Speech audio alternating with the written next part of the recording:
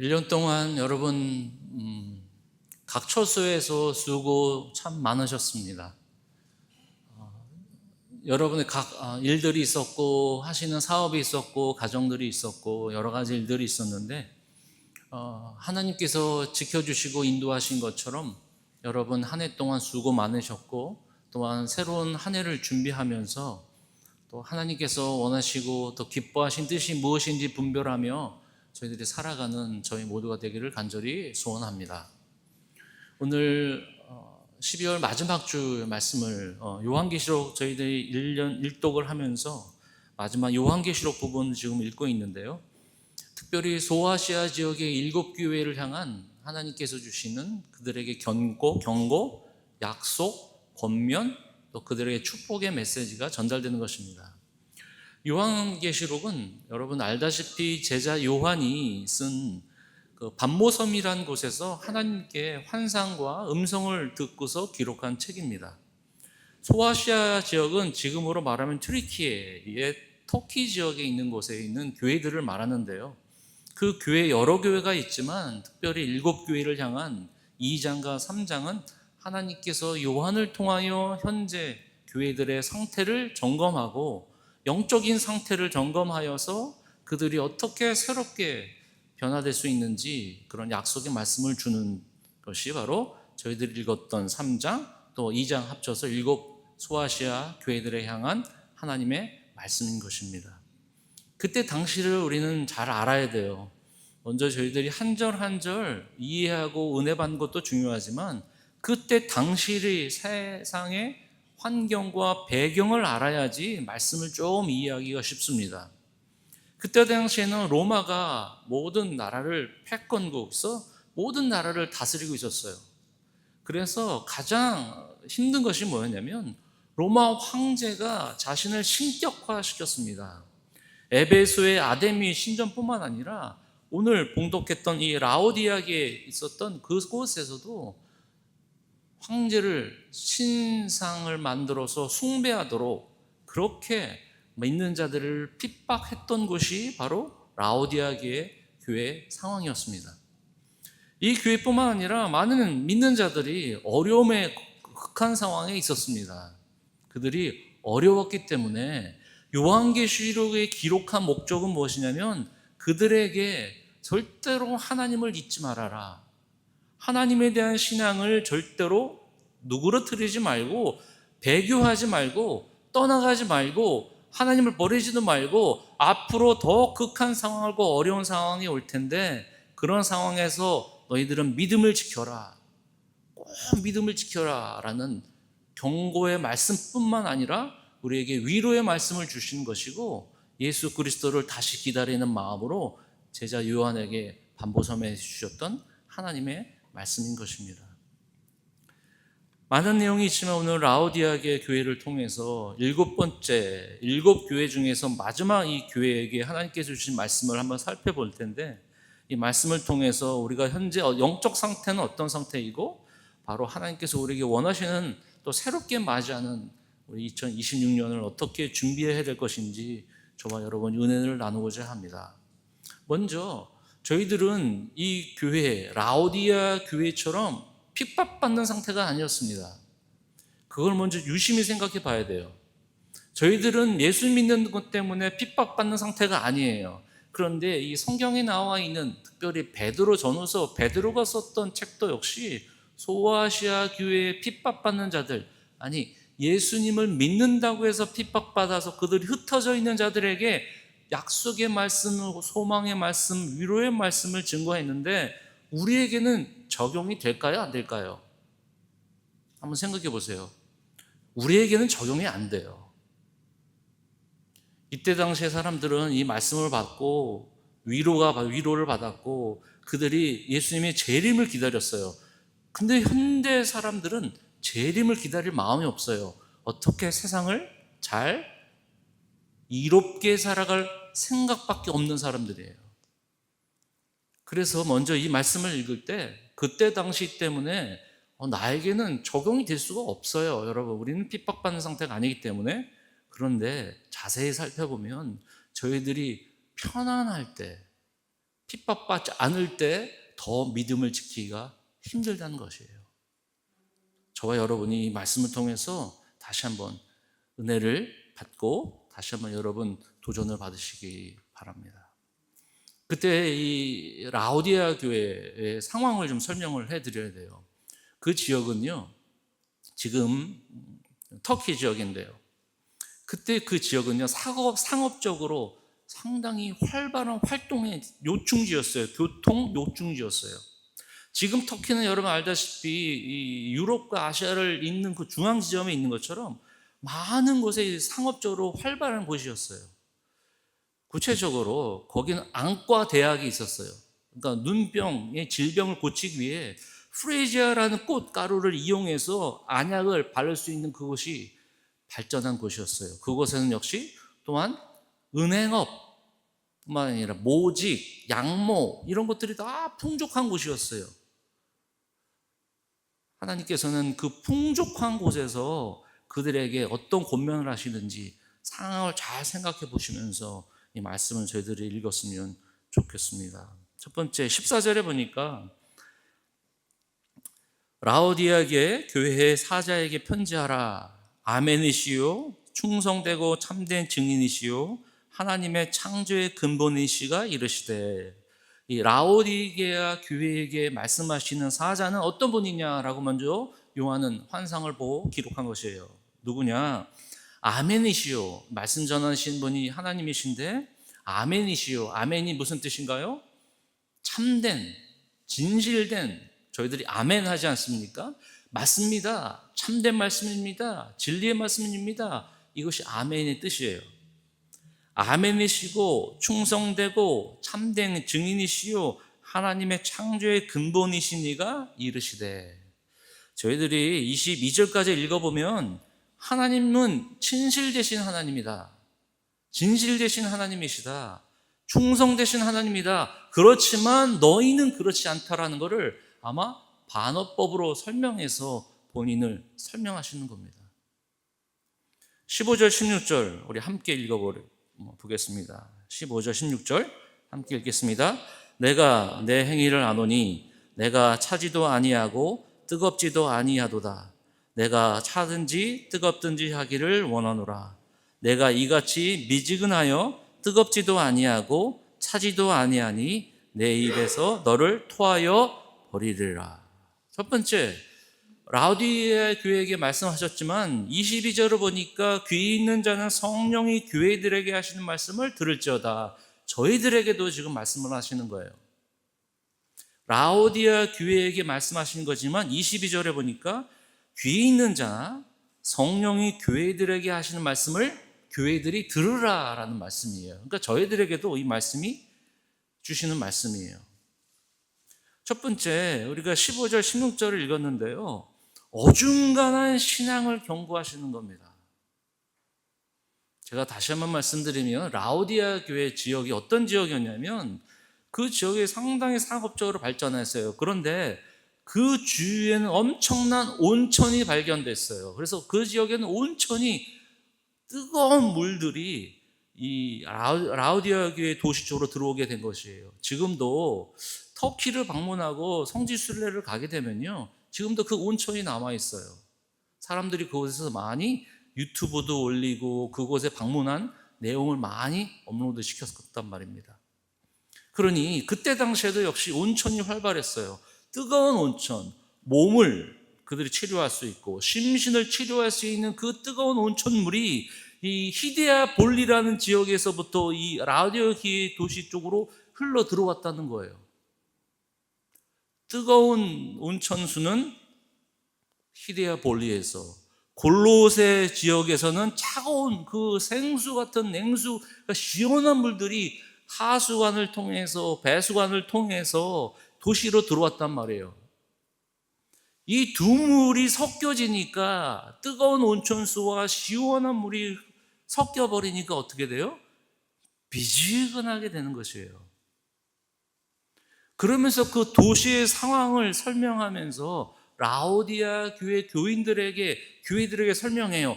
너희들이 그런 온천수와 뜨거운 냉수를 받아서 합쳐져서 미지근한 것처럼 너희들의 신앙이 역시 미지근하다라는 것이에요.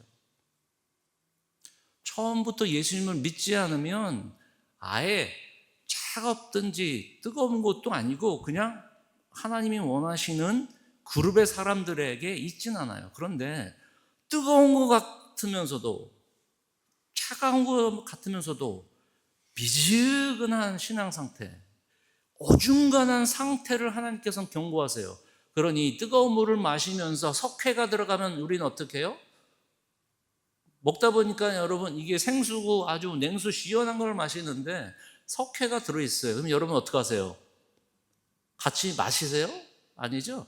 뱉어버리는 거죠.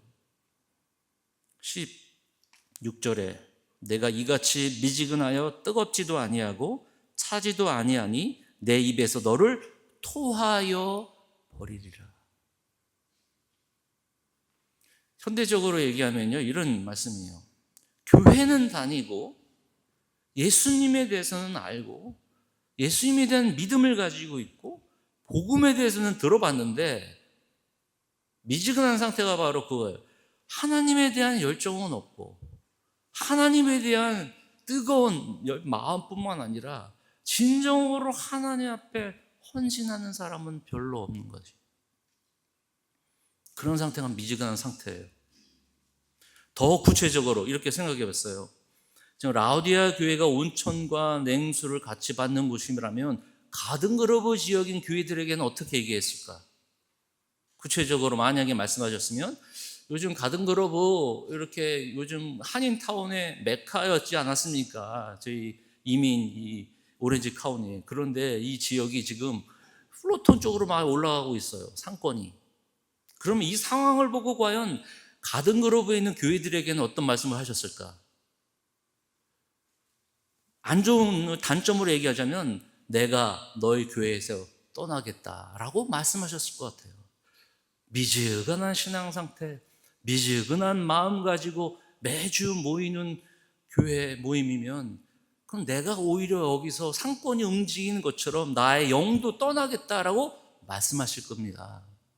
반대로 만약에 가든그루브의 상권이 지나가지만 이 자리를 지키고 끝까지 여기서 하나님의 맹세하고 하나님 앞에 충성되고 헌신한 것처럼 내가 너의 교회를 축복하고 너희 교회를 이제부터 영원까지 지켜주겠다라고 해석할 수 있습니다.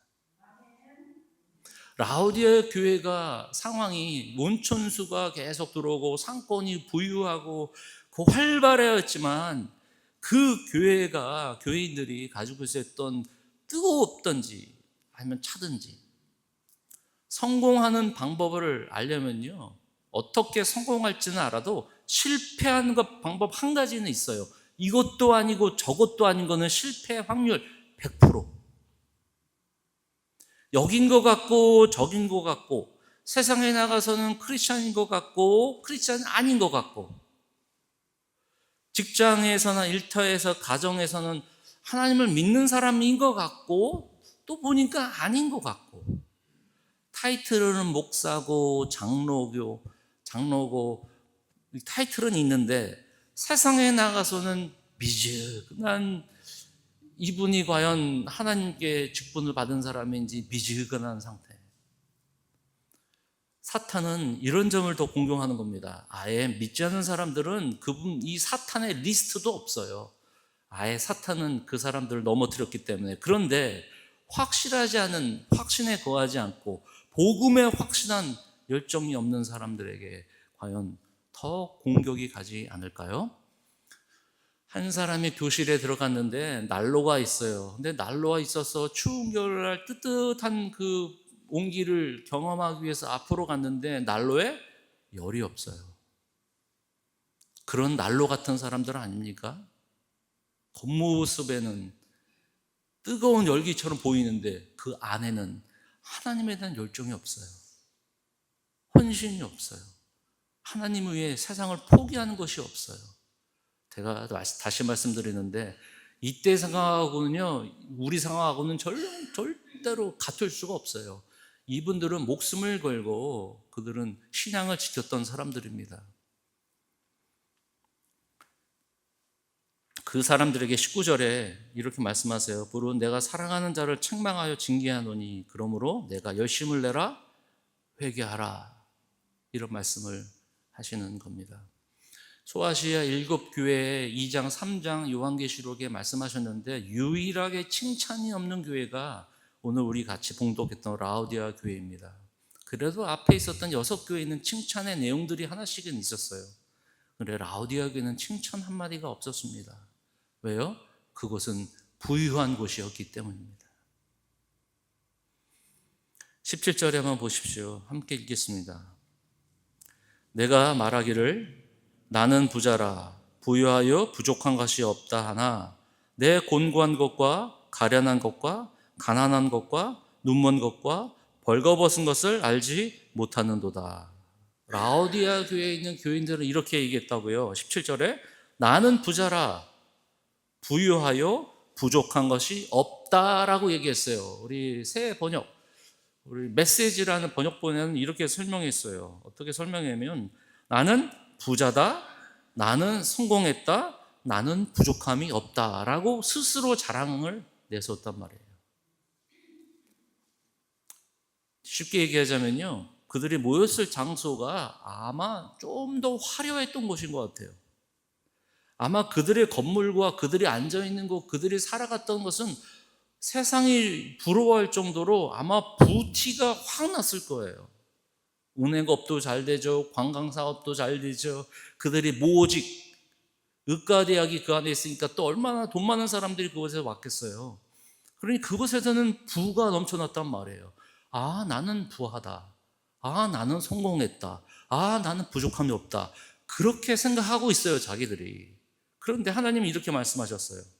17절 중간에 그렇게 하나 내 공고한 것, 가련한 것, 가난한 것, 눈먼 것, 벌거벗은 것을 알지 못하는도다. 실상은 너는 가난한 자다.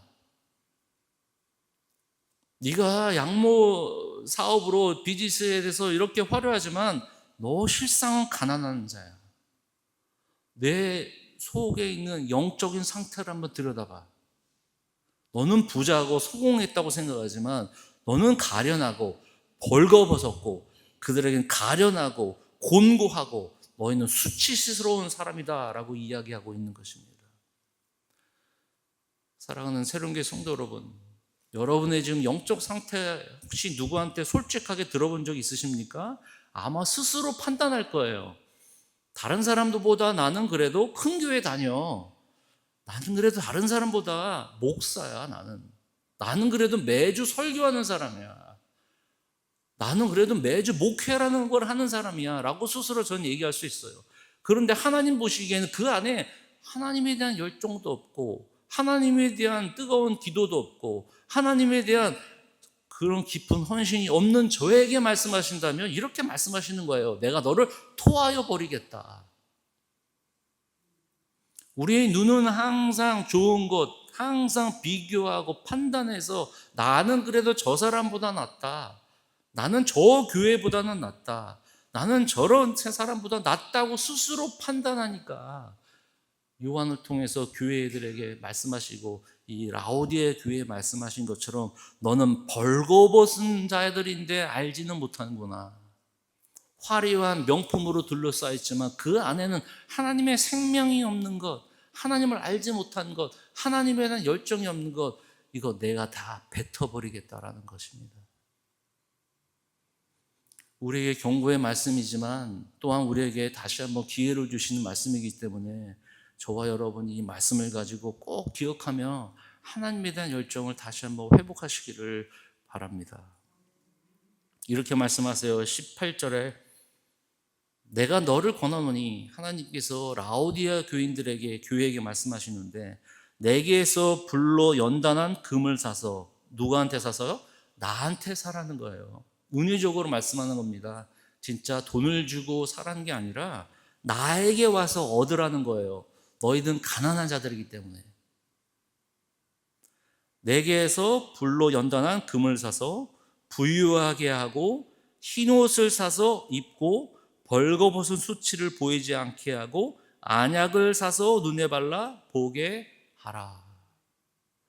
아마 이 말씀하신 것은 불로 연단한 금을 사는 것, 이것은 불로 연단할 믿음을 가지라는 것, 그래서 부유한 거예요. 믿음이 있는 자들이 부유한 것이에요. 그러니까 또 흰옷은 뭐냐면 그때 당시 라우디오기의 지역에서는요, 검정색 모지, 양모, 털이 유행이었는데요, 그곳으로는 너희들의 그 거짓된 것을 가릴 수 없으니 나에게서 흰 옷을 사라. 세상에서 얻지 말고 나에게 얻으라는 것이에요. 너의 수치심을 보이지 않게 가려라.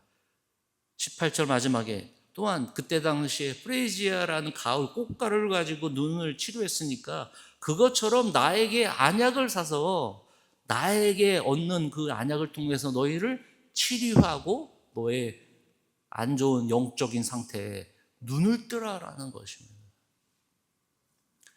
때로는 우리 인생에 고난이 있을 수 있어요. 그럴 때마다 여러분, 우리의 영적인 눈이 띄어달라고 그런 간절한 기도를 들으시기 바랍니다. 이해할 수 없는 상황이 올 수가 있어요. 그럴 때마다 내 영안이 열려달라고 하나님께 구하시기를 바랍니다. 다른 사람과 비교해서 내가 월등히 좋다, 화려하다, 신앙 좋다, 믿음으로 난 승리할 수 있다라고 이야기하지 마시고, 생각하지 마시고, 그리스도께 나가서 그분의 의로 말미암아 우리가 의로운 자가 되었기 때문에, 그분이 주시는 믿음 때문에 우리가 살아왔기 때문에, 그분이 우리의 눈을 열어주시고 영혼을 띄워달라는 하나님께 나오셔서 더욱더 이 부가 우리를 자랑스럽게 여기는 것이 아니라 하나님 앞에 낮아지고 가난한 자들이 되어서 하나님께서 기뻐하시는 사람들로 변화되어야 될 줄 여러분들이 꼭 기대하시고 소원하시기를 바랍니다. 어느 한 사람이 목사님을 찾아갔다고 해요. 그 목사님이 부부 카운셀링을 하다가 와이프에 대해서 얘기했습니다. 목사님한테 찾아간 부부예요. 남편이 이렇게 얘기합니다. 우리 아내는 씀씀이가 큽니다. 옷도 명품도 많이 사고 입을 옷도 많이 사고 많이 돈을 펑펑 씁니다. 전 이해할 수 없습니다. 그 남편은 상당히 구두쇠였거든요. 그러니 그 목사님이 그 남편의 예를 듣고서 이렇게 얘기를 했습니다. 표면적 우상과 근원적 우상의 개념을 알려줬다 그래요. 그 말은 뭐냐면 그분에게 이렇게 얘기했어요. 당신이 전혀 쓰거나 베풀지 않고 이런 한 푼이라도 다 쌓아둔 것도 똑같이 이기적인 일입니다. 겉으로 명품을 사고 돈 팍팍 쓰는 것도 이기심이 있어서 자기에게 쓰는 거고 이기심이라고 생각하는데, 쓰지 않는 것도 그들의 마음속에 이기심이 있다는 거예요. 그 남편은 자신의 안전, 보호, 통제라는 자기 욕구를 치우기 위해 무조건 전액을 자신에게 쓰고 있다는 것입니다. 과연 무엇이 부인가요, 여러분? 내가 좋은 차와 좋은 집을 가지고 있어서 내 마음에 평안과 안정이 있는 게 믿는 사람들이 보이는 우월감이, 세상 사람들보다 우월감이 있어야지 하나님의 믿는 사람이라고 내 믿음을 표현할 수 있는 것? 절대로 아닙니다. 착각하지 말아야 돼요. 예를 들어서 정치적으로 대통령이 크리스찬이 많이 생기고 정치가들이 크리스찬이 많이 있고, 연예계 정치뿐만 아니라 사회에도 역시 회장이 크리스찬이 많다고 해서 그 복음의 우월감을 나타내는 것입니까? 절대로 아닙니다. 이름 높은 사람이 크리스찬이라고 그것이 우리에게 세상 성공으로, 신앙에 성공했다고 겉모습으로 과연 우리가 하나님 앞에 칭찬받는 사람들로 세워진 것 절대로 아닙니다. 그러면 어떻게 할 것이냐? 징계하면서 회개하라고 말씀하시면서 이렇게 얘기하죠. 20절에 볼지어다, 우리 함께 읽겠습니다. 볼지어다, 내가 문 밖에 서서 두드리노니 누구든지 내 음성을 듣고 문을 열면 내가 그에게로 들어가 그와 더불어 먹고 그는 나와 더불어 먹으리라. 볼지어다, 내가 문 밖에 있다라는 것은 라오디게의 성도들은 하나님과의 관계가 지금 떨어져 있다는 거예요. 마치 성전 안에 다 같이 모여 있는데요, 하나님은 이 안에 계시지 않고 밖에 계시다는 거예요. 아무런 교제가 없었던 거예요. 겉으로는 화려하고 겉으로는 많은 프로그램이 있어 보이고 많은 사람들이 즐겨 보이고 많은 사람이 뜨겁게 찬양을 하고 예배를 드리는데 주님은 밖에 있어요. 이 자리에서 우리의 찬양과 우리 예배를 받지 않으시고 이렇게 말씀하세요. 약속하신 거예요. 볼지어다 내가 문 밖에서 너의 마음, 너의 교회, 너의 각각 사람들의 마음을 내가 두드리고 내가 내 음성을 들을 테니까 어떻게 해요? 내 음성을 듣고 어떻게 해요? 문을 열어라. 내 마음의 문을 열어라. 내가 내 인생에 내 교회에 들어가니 너희는 마음의 문을 열어라. 어떻게 해요? 내 음성을 듣고 내 음성을 듣고 그러면 내가 그에게로 들어가 그와 더불어 먹고 그는 나와 더불어 먹으리라. 함께 식사한다는 것은 교제한다는 것은 하나의 친밀감이 있다는 이야기인데요. 그래서 결국 하나님과 같은 깊은 교제를 가져라. 하나님과 깊은 교제를 가지라라는 것이에요. 어느 두 사람이 여행길에 있다가 두 사람이 똑같이 목적지에 왔는데 두 사람 다 흠뻑 젖어 있어요. 다 젖어 있어요. 한 사람은 어떻게 젖었냐면 길거리 지나가다가 이제 목적지 가다가 갑자기 하늘에서 그 소나기가 내려가지고 흠뻑 젖었어요. 근데 다른 한 사람은 어떻게 흠뻑 젖었냐면 조금씩 걸어가는데 가랑비처럼 조금씩 비가 가랑비에 옷 젖는다고요. 옷이 다 젖었다는 거예요. 근데 끝에 보니까 똑같이 두 사람은 옷이 젖어 있단 말이에요. 신앙생활은 여러분, 저와 여러분 개개인마다 좀 달라요. 바울처럼 하늘에서 음성을 듣고 그가 완전히 변화된 것처럼 어떤 사람들은 어렸을 때 교회 다닌 사람들은 잔잔히 하나님께 은혜를 받으면서 흠뻑 젖는 사람들이 있어요. 우리는 바울처럼 사는 게 아니라 베드로처럼 사는 것이 아니라 예수의 형상을 담고 매일매일 그분과 교제하며 사는 것, 이것이 바로 하나님께서 라오디아 교회 사람들에게 초대의 말씀인 거예요. 내 음성을 듣고 나에게 와라. 혹시 나는 큰 경험한 것이 없어, 나에게는 큰 놀라운 사건이 없어, 이런 것에 두려워하지 말고 그런 것 갖고 있지 않은 것에 대한 불안해하지 말라는 거예요. 그분과 매일 교제하는 것. 제가 2026년에는 하나님 말씀 1년 1독도 계속 시작이 되지만요, 26년에는 하나님의 말씀으로 암송하는 그 말씀에 좀 더 깊이 하고 여러분들을 좀 푸시하려고 그래요. 왜냐하면 일주일 동안 바쁘게 일하고 주일날 나온 거 가지고는 이 뜨거운 열정이 살아나지 않아요. 여러분이 하나님 말씀 더욱더 깊이 할 수 있도록, 교제할 수 있도록 가랑비에 옷 젖을 정도로 매일매일 조금씩 하나님의 믿음을 갖고 살아갈 수 있도록 하나님 말씀이 여러분 깊이 들어가야 돼요. 조나단 에드워드, 미국 부흥 시기를 있었던 찰스 핀이라는 분들은요, 이분들은 특별한 경험들이 없었어요. 그들은 조용히 매일 하나님의 음성을 들으려고 노력했어요. 말씀을 읽었어요. 그 말씀을 읽으면서 그들이 감동이 되었어요. 모든 사람들이 획기적인 회심의 경험이 있는 것이 아니에요. 우리 역시 매년 그냥 나에게는 왜 큰일이 벌어지지 않을까 아니라 항상 하나님의 은혜 가운데, 말씀 가운데 귀를 기울이며 그분의 음성을 듣고 내 마음 문을 열어서 그분이 나와 함께 교제하며 그분이 나와 함께 한 걸음 한 걸음 인생 살아가는 그런 기쁨과 다시 한번 뜨거운 열정을 회복시키고자 바로 하나님께서 우리에게 말씀을 주시는 것입니다. 마지막으로 21절에 또 약속을 주세요. 이기는 그에게는, 함께 읽겠습니다. 이기는 그에게는 내가 내 보좌에 함께 앉게 하여 주기를, 내가 이기고 아버지 보좌에 함께 앉은 것과 같이 하리라. 이기는 자라고 얘기했어요. 이기는 자. 세 번째 보니까, 저는 이 말씀을 보니까 이기는 자는 세상을 본받지 않는 사람들이에요. 그들이 가지고 있는 황제, 신, 숭배, 그들의 부유함, 그들의 환경, 그것이 너희들을 사로잡고 너희들을 어렵게 만들지언정 그 안에서 진정한 믿음을 지키라는 거예요. 그들과 동화되지 말라는 거예요. 그들의 문화와 그들이 가지고 있는 가치를 섭렵해서 같이 그거를 이끌어가지 말라는 거예요.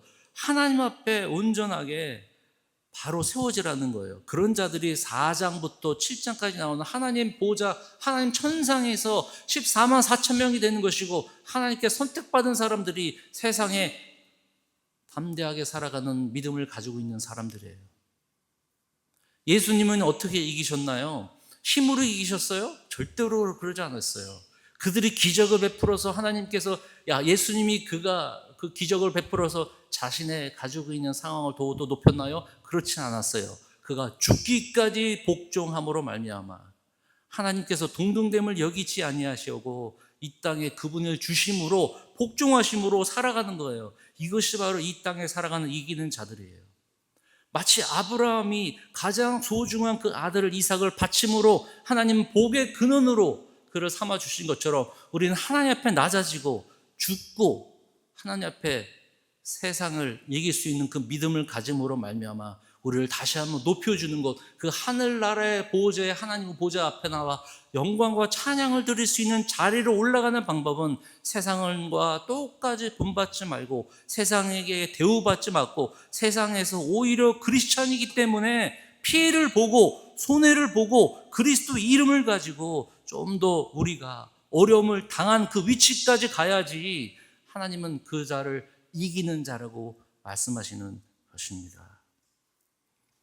14절에 라디오와 교회 사자에게 편지하노니 아멘이시고 참되시고 신실되시고 충성되고 참된 증인처럼 너희도 역시 참된 증인으로 있어라. 너희들은 나를 소개하는 자들로 바로 세워져라. 히브리서 여러분 읽어보셨죠? 히브리서 이런 말씀이에요. 예수 그리스도는 대제사장보다 천사보다 모세보다 월등히 뛰어나신 분이시니까 절대로 유대교에 다시 돌아가지 말아라. 너희들이 예수님을 붙잡았으면 끝까지 놓치지 말고 뒤도 돌아보지 말고 어떤 일이 벌어져도 오직 예수 그리스도를 붙잡고 절대로 구원을 한 번 받은 구원을 등한시 여기지 말고 열심히 예수 그리스도만 붙잡아라. 상황이 너를 더 억눌러도 억울해도 상황이 이해가 되지 않더라도 오직 예수 그리스도를 붙잡는 사람들이 이기는 자인 것이고 예수 그리스도와 함께 우리는 그 보좌 위에 바로 왕 다스름 그 밑에 우리는 하나님의 영광을 같이 누릴 수 있는 상속자로 남아있는 것입니다. 세상의 우월감으로 이기는 것이 아니에요. 다른 사람보다 높은 위치에 가는 것이 이기는 자가 아니에요. 세상에서 왼밤을 맞으면 오히려 오른밤을 대는 것처럼 오리를 가자 그러면 십리를 가는 것처럼 추운 자들에게 어려운 자들에게 내가 예수 그리스도의 증인이라는 것을 매일매일 고백하며 살아갈 때 예수님 때문에 희생하고 예수님 때문에 여러분이 삶의 어느 한 부분이 포기할 정도로 그리스도의 불량한 신앙이 자라나고 또한 세상과 반대되는 세상과 분별된 세상을 본받지 않는 그런 크리스찬으로 살아남는 저희들이 되시기를 간절히 바랍니다. 마지막 주일인데 여러분 이 말씀을 꼭 기억하고요. 새해를 맞이할 때 주님 저는 낮은 자가 되겠습니다. 저는 하나님 앞에 올바로 하나님 앞에 인정받는 자가 되겠습니다. 주위 사람들에게 인정받고 싶지만 저는 하나님 앞에 인정받고 싶습니다. 저는 하나님을 위해 살아가도록 제 모든 것을 하나님 앞에 드리길 원합니다. 입술로만의 고백이 아닌 우리의 삶의 고백이 저와 여러분이 되시기를 주님의 이름으로 간절히 축원을 드립니다. 우리 기도하겠습니다.